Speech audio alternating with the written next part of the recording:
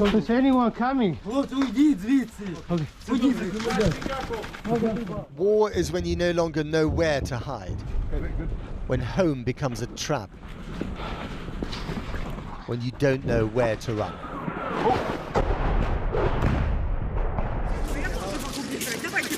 This is Irpin, west of Kyiv, and the Russians presumably want it because it's part of their stranglehold around the capital.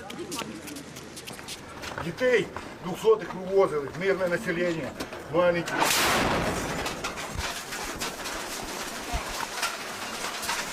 No wonder they're all trying to flee. Trying, but not always succeeding. The man you just saw did survive, but a family of 3 was killed by this indiscriminate mortar fire. And then imagine fleeing when your life is packed in a plastic bag. Or when you're carrying your kids because they can't run fast enough.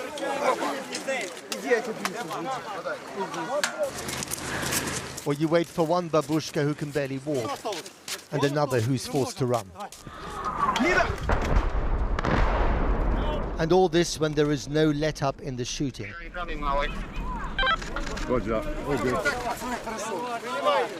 And when you have no idea if you can ever return, and to what. When one man's view of historical grievances in Moscow has upended everything that you still took for granted just 11 days ago. Safe for now, on the bus to who knows where. Further south, on the motorway to Kyiv, more evidence of the Russian advance. This was the airfield at Vinnytsia. Yes, Russian troops have got bogged down, but they are still coming. Such is the importance of this target that an exhausted-looking President Zelensky took to social media again and accused the West of being complicit for not implementing a no-fly zone.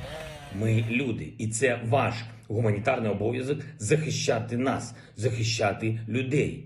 І ви це можете. Якщо ви цього не зробите, якщо ви не дасте нам хоча б літаки, щоб ми могли самі себе захистити, то можна зробити тільки один висновок. Ви також хочете, щоб нас дуже повільно убивали. What NATO lacks in action, Ukrainians make up for in courage. This was the town of Novakakhovka. The Russians occupied it a few days ago. But instead of greeting them with the flowers that Vladimir Putin had hoped for, it is flags and defiance. If he could see these pictures, the Russian president would surely ask himself, how can these people ever be governed by a regime that they now loathe more than they cherish their own lives?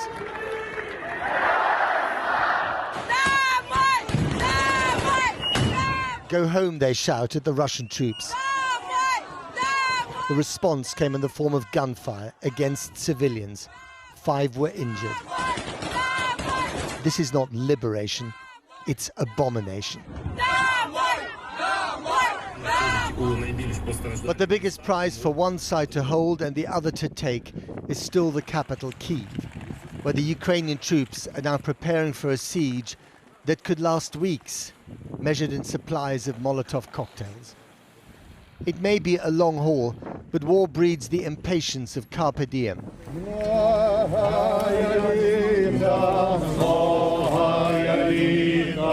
Including for Lesia and Valery, who tied the knot at the barricade today,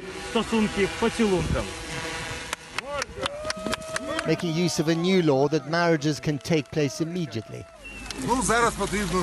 The guest of honor, Kyiv's mayor, Vitaly Klitschko. May I kiss the bride, he asks. No one was going to refuse the former heavyweight champion boxer.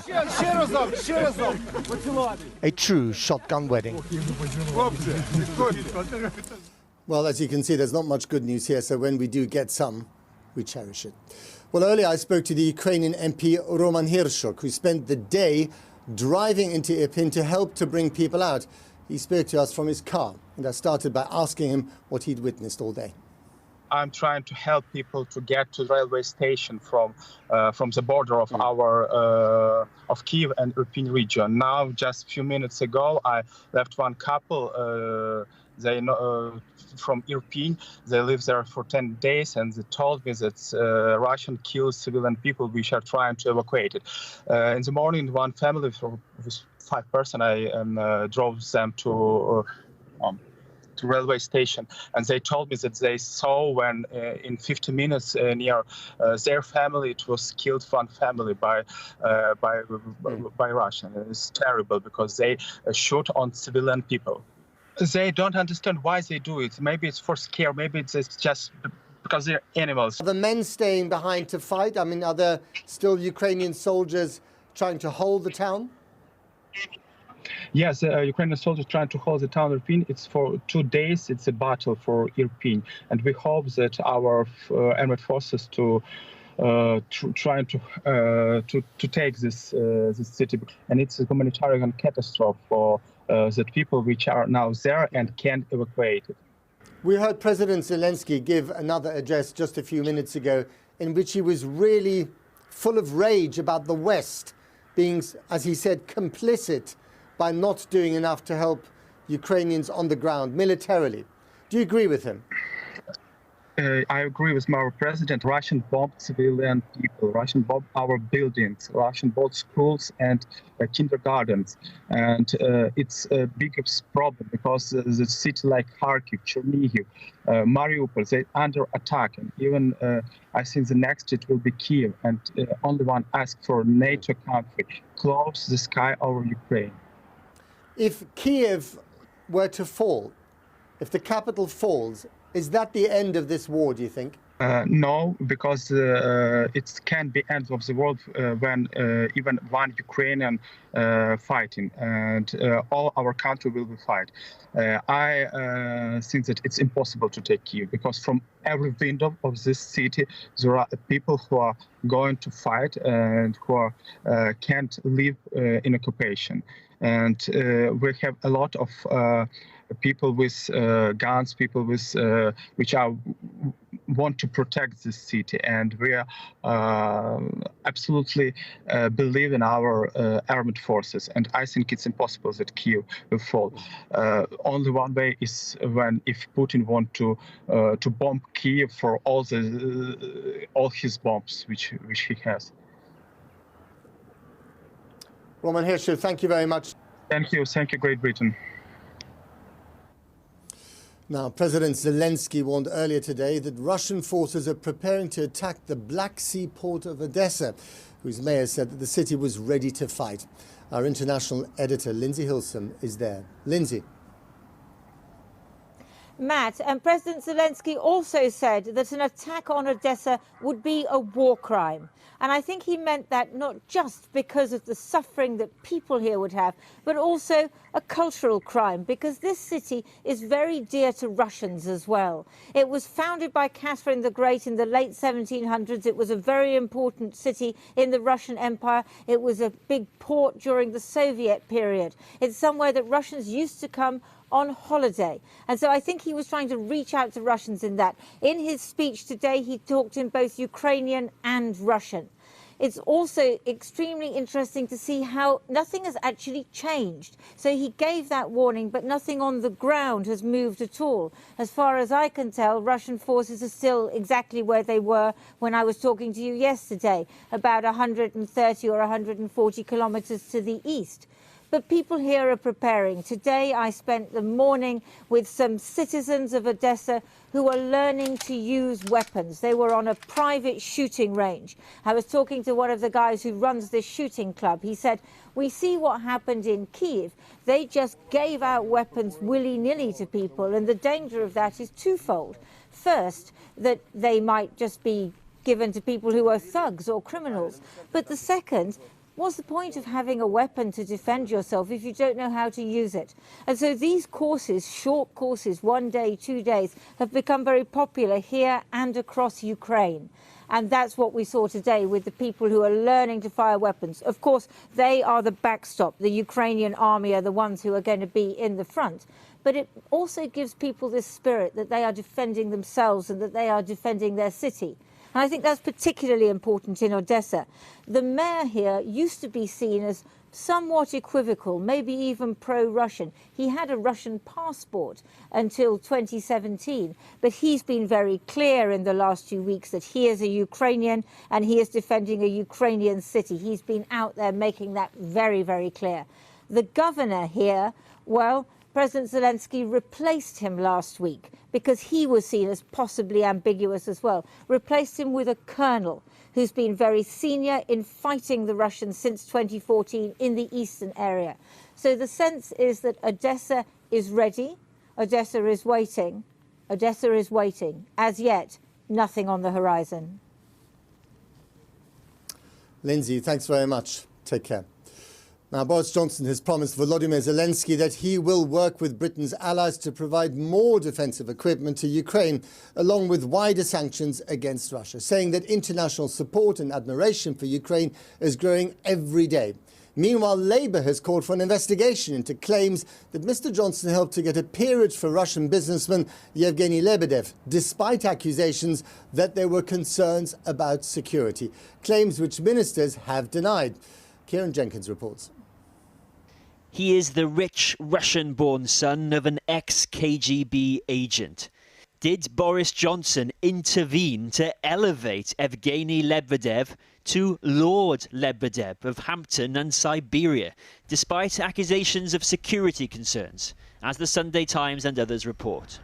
It's not the story the Prime Minister wants to tell the night before he asks Parliament for emergency powers to sanction Russian oligarchs. After some cross-party criticism, it's been too little, too slow. Last week, the UK government said it would give companies, many with suspected ties to Russia, 18 months to declare who actually owns them. That will now be cut to 6 months. The government would also have the power to adopt sanctions already put in place, say in the EU, US, Australia or Canada, while it builds up a legal case of its own.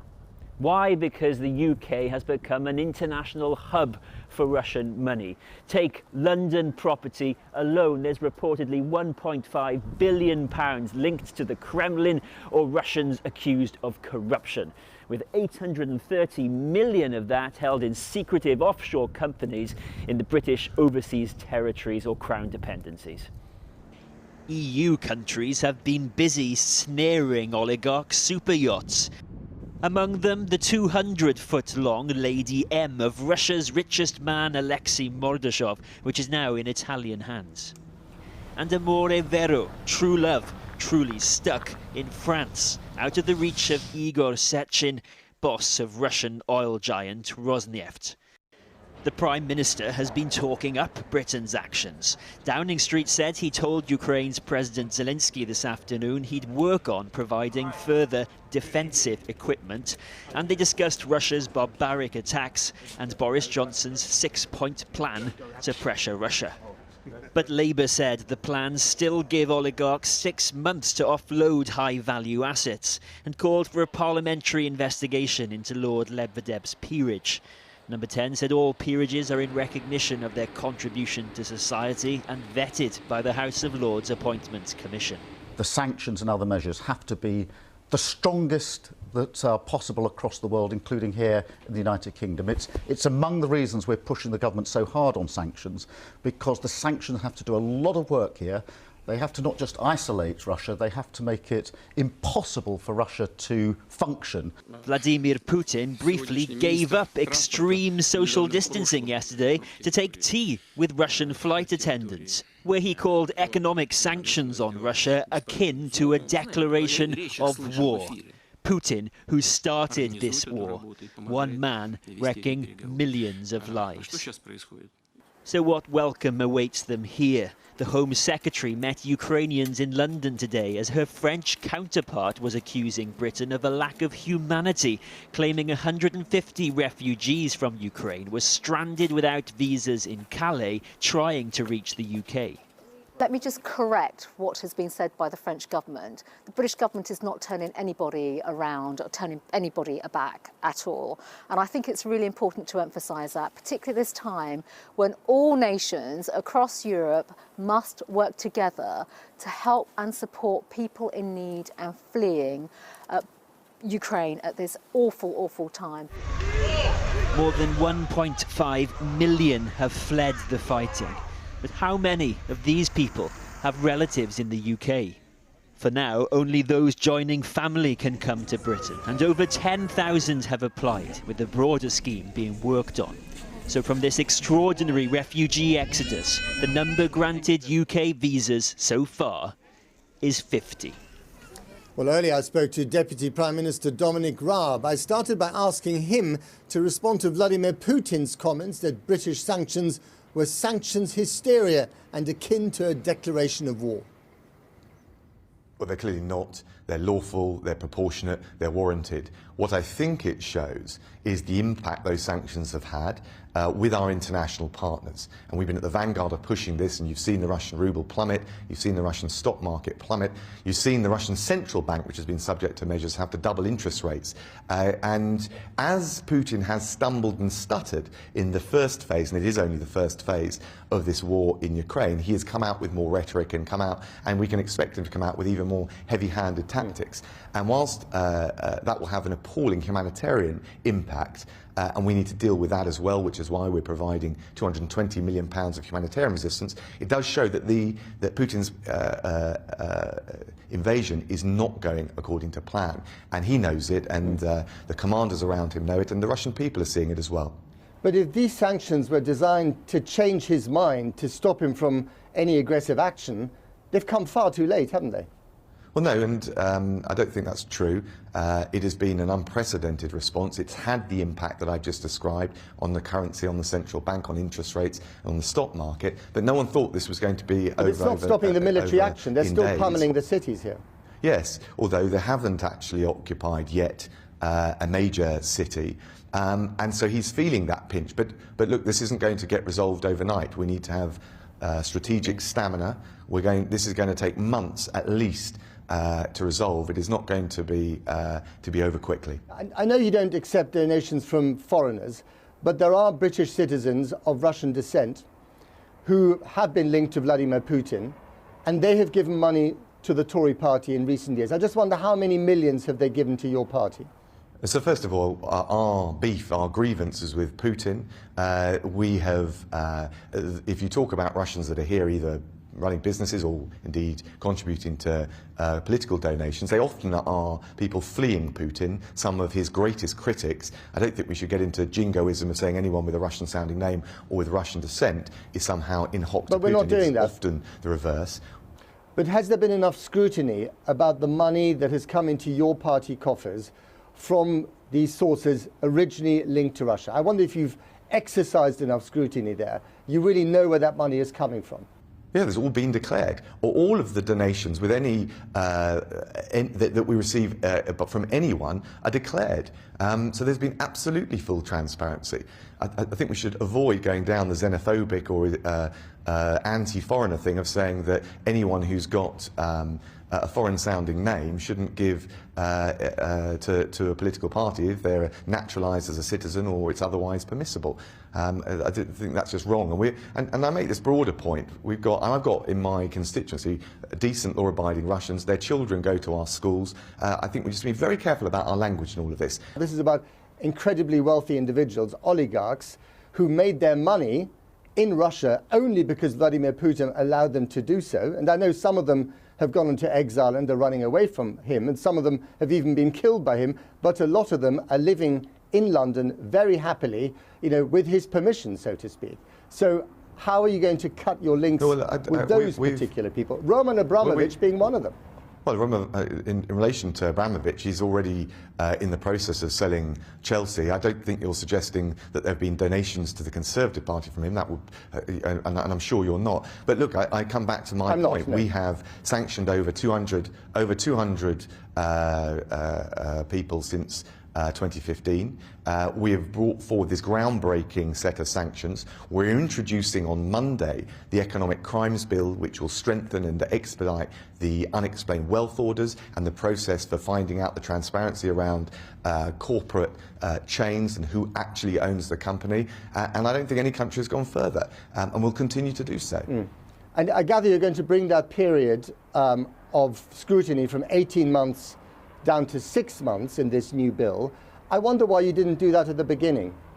Look, we're constantly looking at how we can go further and faster.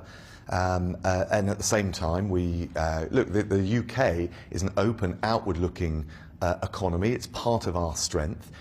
We're not putting the shutters up, but we are making sure, and that measure is part of it, that people with dirty money can't launder it through the UK, cannot use other corporate vehicles to gain a veneer of respectability in this country. And we will continue to look at where we've got measures in place. Can we strengthen them further? That's the right thing to do.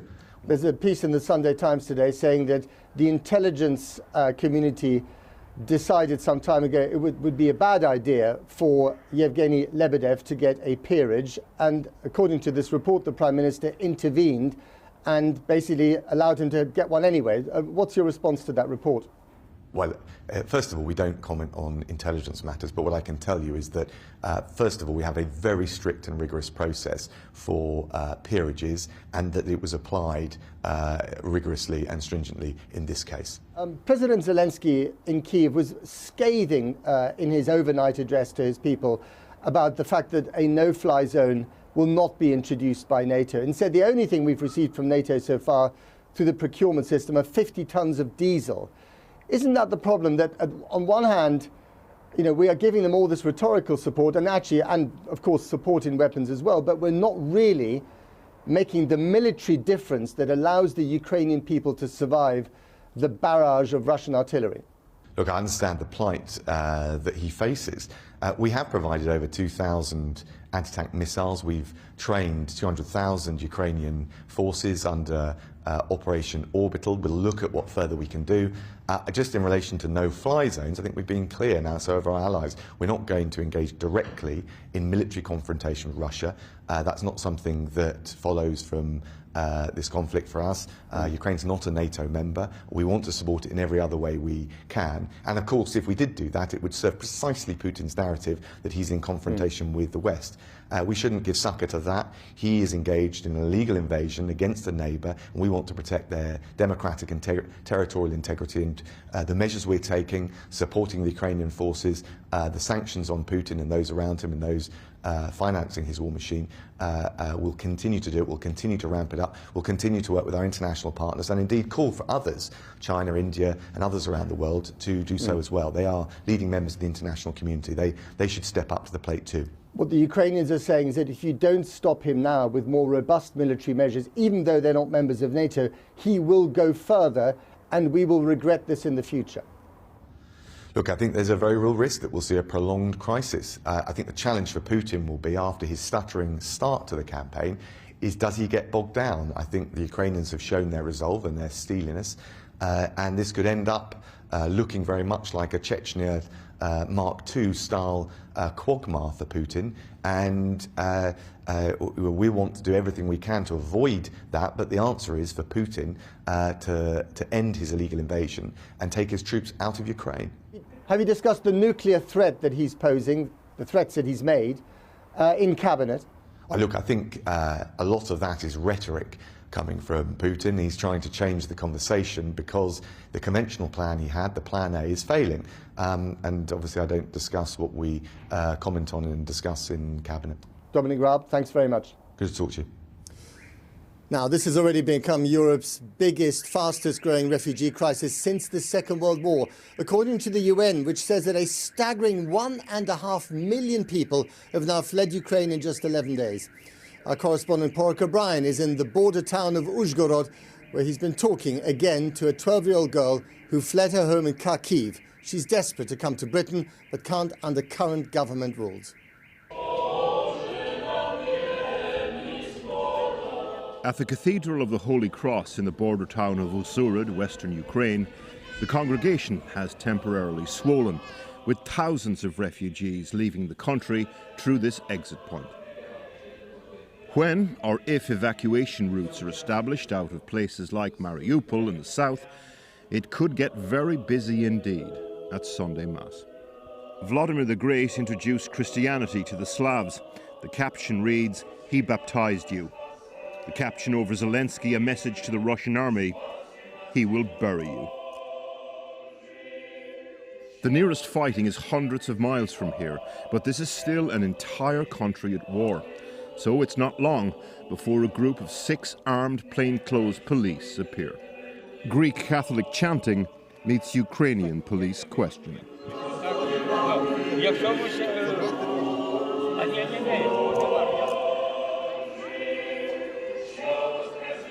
According to the UN's refugee agency, this is now the fastest growing refugee crisis since World War II. Poland has taken about half of those leaving so far.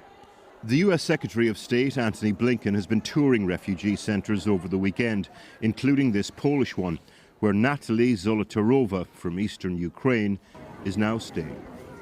Ми приїхали до Польщі, як вони нам допомагають, і всі інші країни, це просто зворушує, правда. І тоді, кажеться, тоді не так страшно, і тоді я думаю, що ми переможемо все-таки з такими друзями. Since the war started, over 1.5 million Ukrainians have become refugees in Europe. Poland has taken by far the most, over 880,000, while nearly 170,000 have crossed into Hungary. Slovakia and Moldova, meanwhile, have taken about 100,000 each, while Romania's taken just over 70,000. Moldova is one of the poorest countries in Europe. It's taken more refugees per capita than anywhere else. Yesterday we introduced you to 12-year-old Yeva from Kyiv and her diary. She's staying at a refugee centre here in Uzhhorod. This morning, herself and her grandmother went out to explore the city that's hosting them. And the latest instalment from her journal.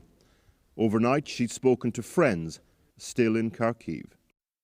В Харькове все очень плохо. Наших друзей и знакомых выгнали из подвалов.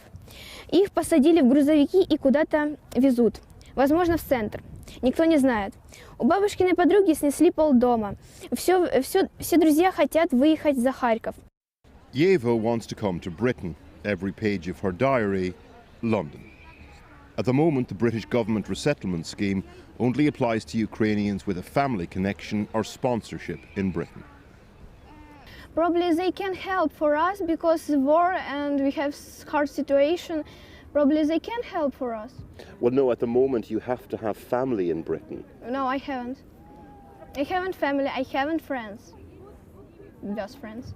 So at the moment you cannot go to Britain? No, because I haven't. Do you think that's right, or do you think the British government should let everybody in? I think they can take our Ukrainians because we have hard situation and probably help for us. Off the back of yesterday's report, dozens of people in Britain have contacted us with concrete offers of accommodation for Yeva and Irina. A number of serious literary agents have also reached out. Yeva and Irina, though, are now exploring the possibility of travelling to an EU country instead. Top of their list at the moment, Ireland. Well, earlier I spoke to the UN High Commissioner for Refugees, Filippo Grandi, who's at the refugee transit camp on the Polish border. And I began by asking for his thoughts on the vast number of refugees leaving Ukraine. Today we've gone over the awful mark of 1.5 million refugees from Ukraine into the 5 main refugee hosting countries, neighboring countries. I'm here in Poland. I'm in a transit center for refugees just a few meters away, literally, from the Ukrainian border. And I've been observing since this morning people streaming in. So I have no doubt that this figure will go out even more in the next few days, unfortunately. I mean, 1.5 million people in 11 days of war, that's more people than the Syrian conflict pushed into Europe in several years of war, isn't it? Yeah, of course. The Syrian conflict pushed 6 million Syrians into Syria's neighboring countries. But again, by comparison, it was not over a period of a few days. It was more drawn out. What strikes in this crisis is the sheer mass and speed of the outflow. And we may have just seen the beginning, unfortunately, because the news that we have from inside Ukraine, where we still have teams trying to help, is that hundreds of thousands, if not millions, are on the move. And others, as you know, are trapped in cities that are besieged or bombed, and they cannot get out. But if they can, they'll be also joining the crowd moving. Talking about countries that aren't neighbouring this crisis, in Britain, we are allowing family members to come in. So if you already have someone who's living in Britain who's Ukrainian, you can join them as a family member. But there is no plan at the moment for a wholesale welcoming of refugees. Do you think that should change? Well, let's see how this moves. For the time being, it's actually better that people go and stay with families and communities. It is easier. But we may soon reach the point where this is not possible. We may soon reach the point where the people coming do not have anymore those contacts, like this first wave of refugees. And then that repartition will become necessary. By the way, may I make an appeal here? Now we're all focusing on the Ukrainian refugee crisis, and rightly so. But let's not forget that there's many others that need that hospitality. Up to a few weeks ago, we spoke so much about the Afghans. We should not forget the Afghans now, and other refugees as well. So it's an increasing burden, but so is the world. It's a difficult world full of conflict. We need to have that solidarity. But to be clear, Filippo Grandi, should Britain be one of those countries in Europe, not neighbouring the crisis, that should open its doors to refugees, whether they have family in Britain or not, if the need arises? I really hope so, yes. If you could speak directly to Vladimir Putin, what would you say to him? I would repeat what the Secretary General of the United Nations said a few days ago. For the sake of humanity, stop this war. Filippo Grandi, thank you very much. Thank you.